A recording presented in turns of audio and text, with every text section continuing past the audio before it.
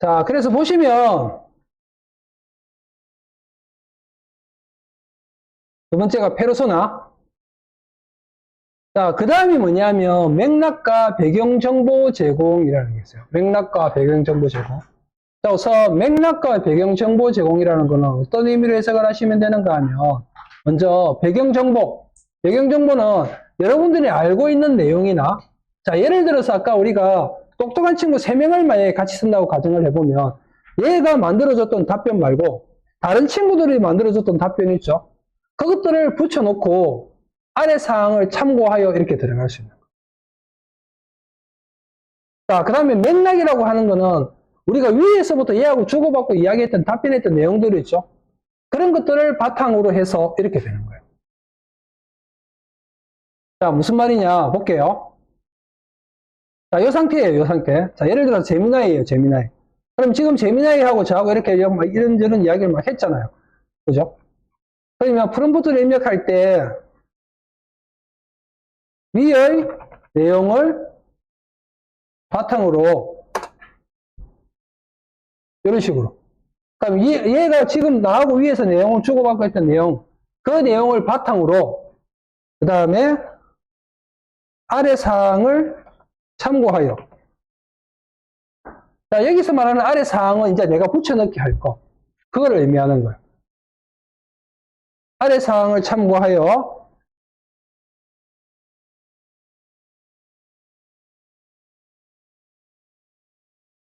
몇 박 며칠로 가고 싶어요, 민주씨? 3박 4일? 3박 4일 여행 계획 만들어줘. 자, 그 다음에 여기서 여러분들이 줄바꿈할 때, 줄바꿈할 때는 Shift Enter 누르시면 돼요. 그냥 Enter는 명령어의 실행의 개념이에요. 예, Shift Enter. 자, 그리고 제가 잘 쓰는 게 뭐가 있는가 하면, 우리 키보드에 보시면 넌 있죠. 넌. 요거. 여기에 코딩 부호인데, 여기에 어떤 의미인가 하면, 넌 요거 세 개가 위에 작성했던 내용이랑 밑에 내용이 서로 연관성이 있다라는 의미를 해석이 돼요.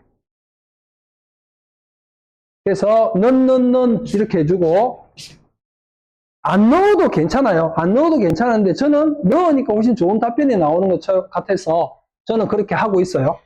그리고 다시 Shift Enter. 그런 다음에 아까 챗GPT가 뽑아줬던 내용 있죠. 요거. 자, 요거 들어가면 여기 복사 있죠, 복사. 그리고 01 하고 줄바꿈 한 다음에 붙여놓고. 자, 그 다음에 그러기 뽑아줬던 거 있죠. 이것도 복사한 다음에 줄바꿈 02 붙여놓고.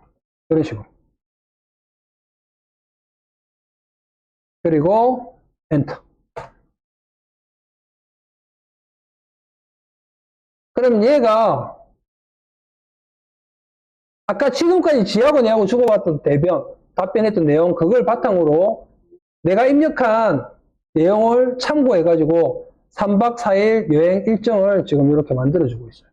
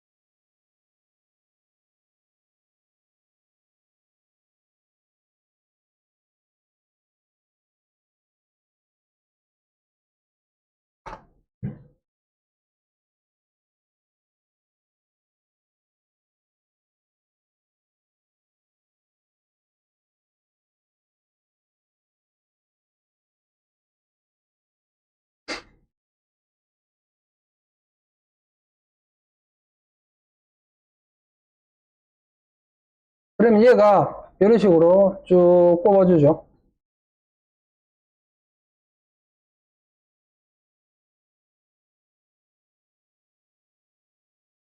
그리고 이 내용을 그룹한테도 넣는 밑에 내용이랑 위에 내용이 연관성이 있다는 그거라고 생각하시죠.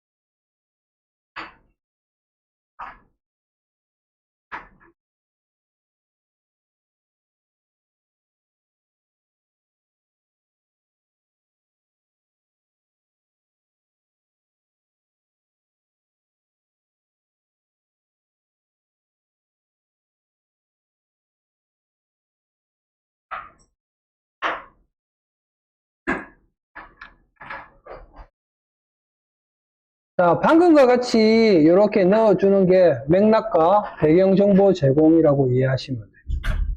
그래서 이 맥락과 배경정보를 잘 활용을 하면 다른 데이터들 있죠. 내가 예를 들어서 얘를 학습시키기 위해서 필요한 데이터들을 가지고 와서 학습을 시키고, 그리고 또 앞에서 내가 나누었던 대화들이 다시 얘한테 학습 자료가 되고, 이렇게 되는 거예요. 자, 그리고 그 다음에 중요한 게 뭐냐면 원하는 형식의 저장. 원하는 형식. 자, 이게 무슨 말이냐 하면, 자, 방금처럼 이렇게 얘가 여행 계획 일정을 이렇게 짜줬죠. 자, 요거를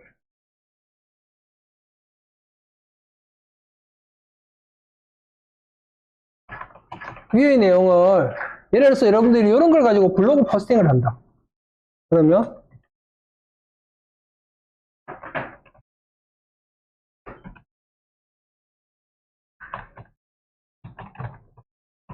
이렇게 잡으시는 거예요. 위의 내용을 네이버 블로그 포스팅 형식으로 만들어줘. 그리고 엔터.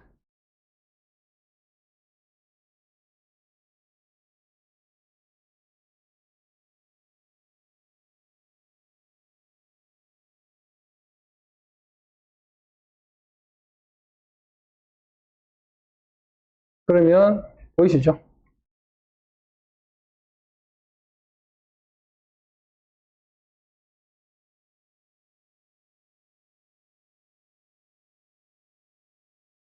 그룹한테도 넣어보고 제미나이한테도 넣어보고.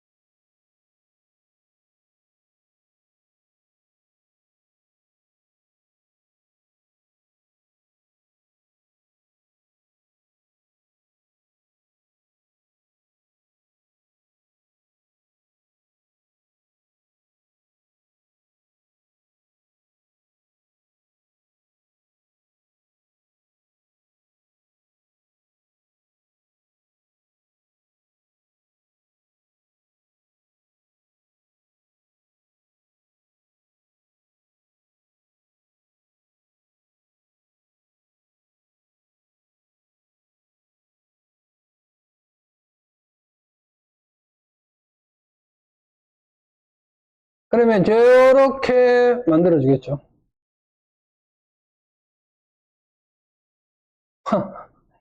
얘는 그룹한테는 네이버 블로그 형식으로 만들어 놓으라니까 HTML 형식으로 만들어요.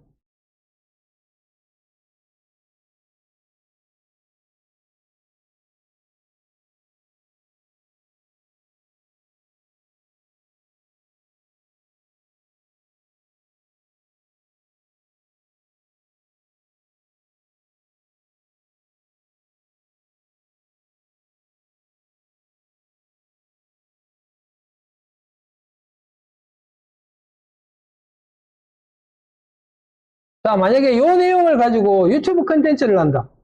그러면 이렇게 하면 되겠죠. 위의 내용을 유튜브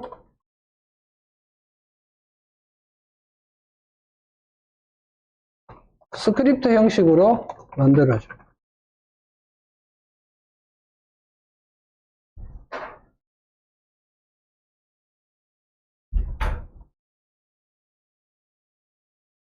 이렇게.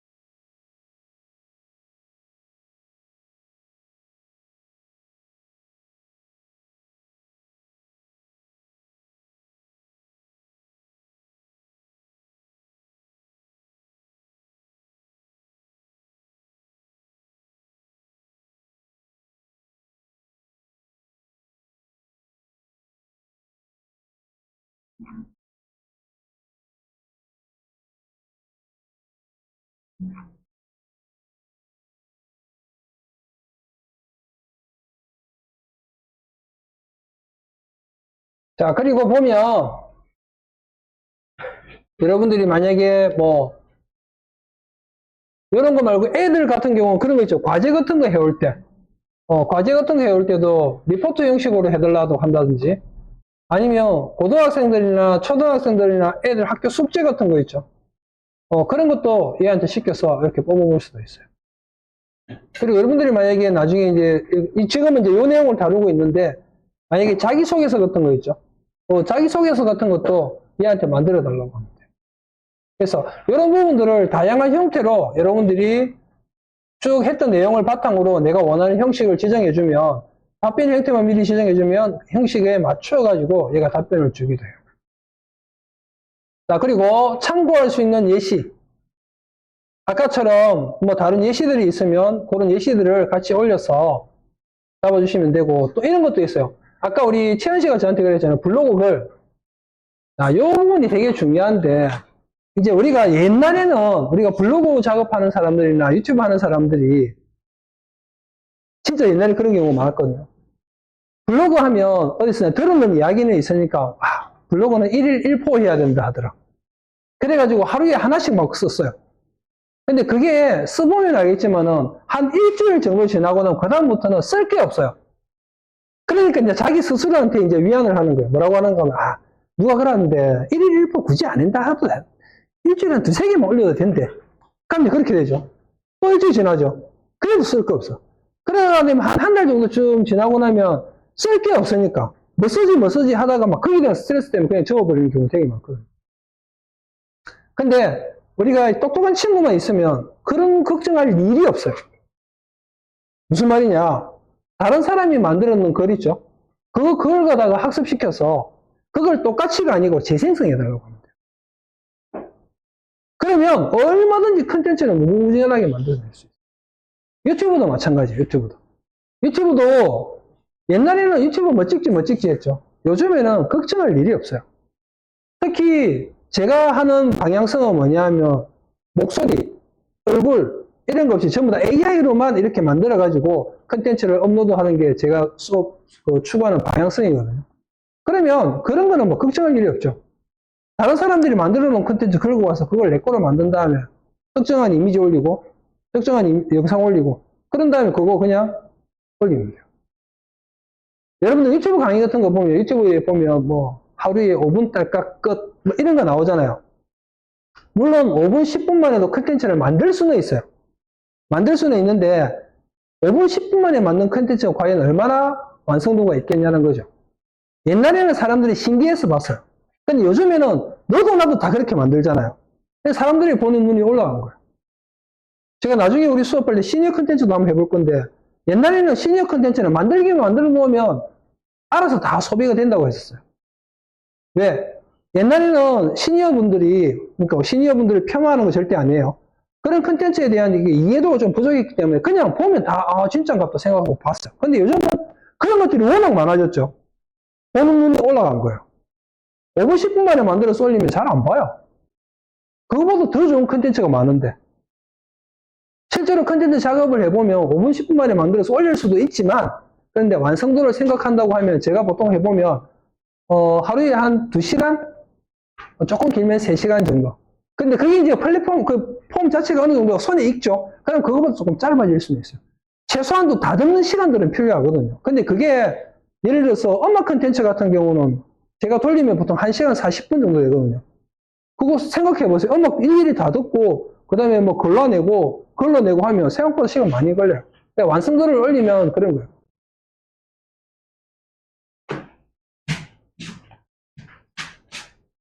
자, 그래서 여기서 제가 하고 싶은 말은 뭐냐? 참고할 수 있는 예시를 제시한다는 거. 그러니까 여기서 말하는 참고할 수 있는 예시는 여러분들이 참고할 수 있는 자료도 되지만 다른 사람들이 만들어 놓은 레퍼런스 자료도 될 수 있다는 거예요. 자, 그 다음에 뭐가 있느냐? 제약 조건.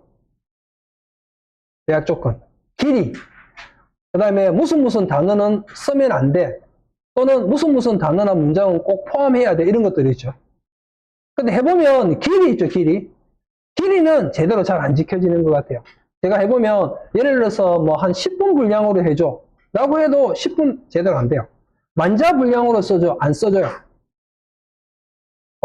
다른 거는 어느 정도 얘네가 하는데 이게 왜 그런가 하면 언어의 개념이, 단어의 개념이 우리 일반적으로 사용하는 단어의 개념이 아니고 얘네들은 토큰이라는 개념이 있는데 그 토큰이라는 개념으로 하기 때문에 우리가 생각하는 거가 조금 틀리더라고요.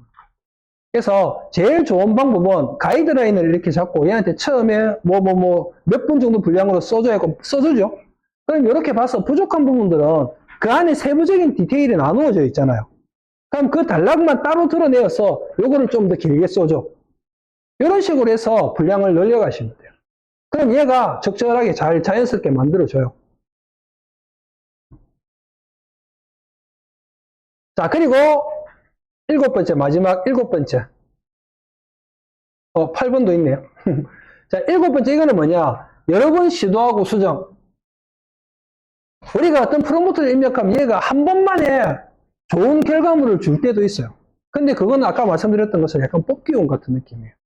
그래서 여러 번 시도하면서 내가 원하는 결과값에 가장 최적화되어 있는 결과값으로 도출해내도록 그렇게 유도를 하셔야 돼요. 그래서 제가 또 이런 표현도 쓰거든요. 우리가 약간 축구하고도 비슷한 느낌이에요. 축구. 만약에 골인을 넣고 싶어. 공을 우리 축구하다가 골인 넣잖아요. 중앙선 있는 데서도 빵 차다가 어쩌다가 골인 들어가잖아요. 그런데 골인에 들어갈 수 있는 확률을 높이려면 어떻게 해야 돼요? 조금 더 골대 가까이에 가서 차면 골인에 들어갈 확률이 높죠. 그 골인을 내가 원하는 결과값이라고 생각했을 때 프롬프트를 한 번에 탁 줘가지고 그 결과값이 나오는 경우도 간혹 있지만 그것보다는 점점점 우리가 공을 드리블하고 가는 것처럼 내가 어떤 프롬프트를 주면 답변 줄 거 아니에요. 그럼 거기서 내가 수정할 부분을 다시 요구하고 답변 받고 요구하고 답변 받고 하면서 점점점 내가 정확하게 원하는 결과값에 다가가서 최종적으로 내가 원하는 결과값을 뽑아내는 그런 형태로 작업을 하라는 말이에요. 처음부터 완벽한 프롬프트를 만드는 것은 어렵다. AI 답변을 보고 이런 부분이 부족했구나. 여기서 중요한 건 뭐예요? 답변을 보고죠. 답변을 보고. 그럼 내가 이 답변을 얻기 위해서 뭔가 프롬프트를 던졌을 거 아니에요. 그럼 그 프롬프트 얘가 반응을 할 거 아니에요. 그럼 거기서 제가 그랬잖아요. 그래서 얘가 문제도 얘한테 있고 답도 얘한테 있다는 거예요. 그리고 제가 잘 쓰는 방법 중에 하나는 뭐가 있는가 하면 프롬프트를 주죠. 얘한테 뭐뭐뭐 이렇게 이야기해줘. 그럼 얘가 이야기를 해준다면. 그런데 프롬프트를 넣을 때 뭐뭐뭐에 대해서 만들어줘 하고 그 다음에 뭘 제가 잘 쓰는가 하면 그리고 이유도 작성해줘. 네가 그렇게 한 이유를 나한테 알려달라는 거예요. 네가 그런 답변을 준 이유가 있을 거야. 얘가 뭔가 어떤 이유를 가지고 답변을 해줬을 거 아니에요. 그럼 그거를 보면 얘가 어떤 의도로 이런 답변을 했는지가 보이죠. 그럼 그걸 보고 다시 내가 수정할 수 있는 방향성을 찾아가는 거예요. 무슨 말인지 알겠죠?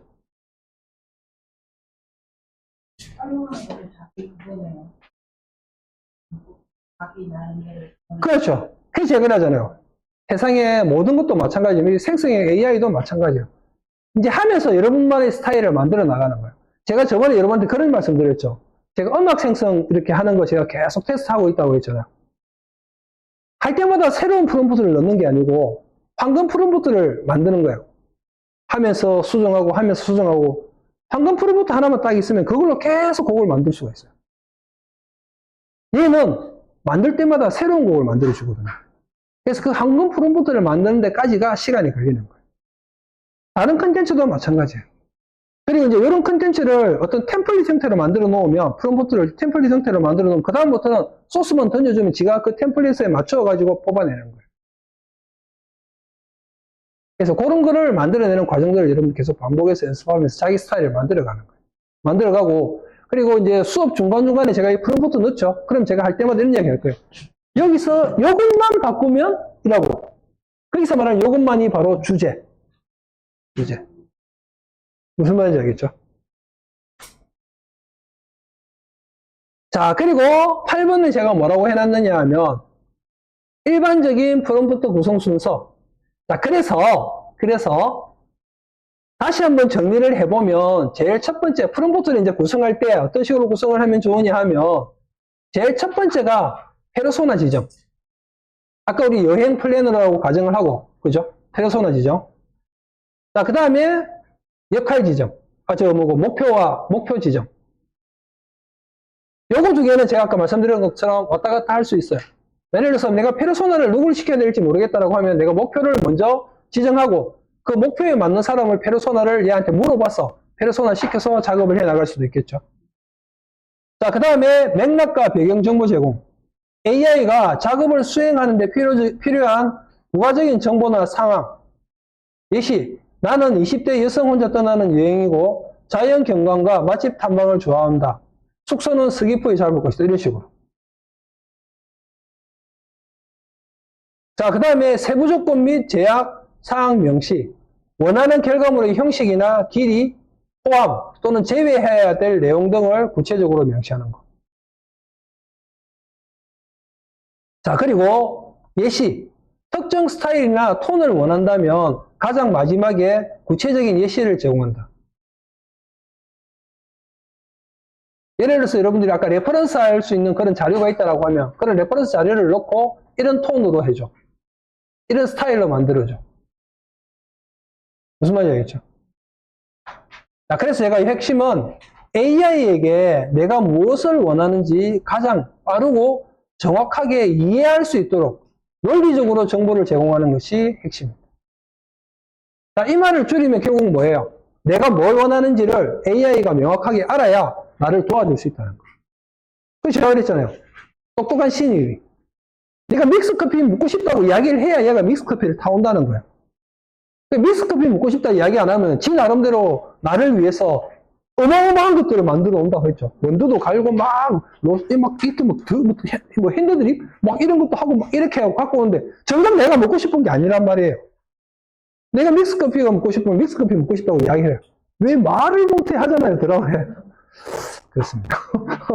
무슨 말인지 알겠죠? 그런 거를 이해하시면 돼요. 쉬는 시간까지 한 5분 정도 남은 것 같거든요. 했던 거 한번 정리 한번 해보시고, 마지막에는, 이렇게 하면, 마지막 시간에는 제가 여러분한테 미션을 하나 드려볼게요. 자꾸 내 시간으로 자꾸 착각해.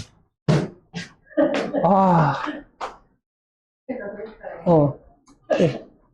미션은 집에 가서 수행하는 걸로. 일단 제가 영상은 여기까지 뜰게요.